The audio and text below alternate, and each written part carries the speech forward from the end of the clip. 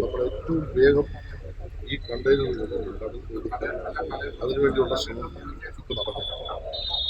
രണ്ട്, ഈ കപ്പലിൻ്റെ കമ്പനി നഷ്ടപരിഹാരം അത് ലോകത്തെമ്പാടും ഇതുമായി ബന്ധപ്പെട്ട് ഷിപ്പിംഗ് മന്ത്രാലയങ്ങളുമായി ബന്ധപ്പെട്ടിട്ടുള്ള നിയമവ്യവസ്ഥയുടെ ഭാഗം ഉത്തരവാദിത്തങ്ങൾ സംബന്ധിച്ച് രണ്ട് തരത്തിൽ സാധിക്കും.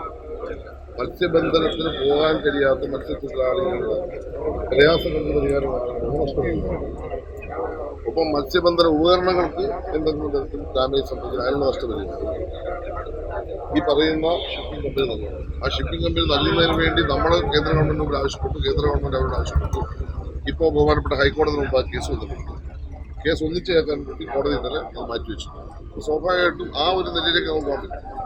സംസ്ഥാനം ഈ ഒരു സമയത്ത് ചെയ്യാൻ കഴിയുന്ന കാര്യം താൽക്കാലികമായി സഹായം കൊടുക്കും. 1000 രൂപ വീതം ഞങ്ങൾ ആദ്യപ്പെട്ട സഹായം സൗജന്യ റേഷൻ കൊടുക്കും.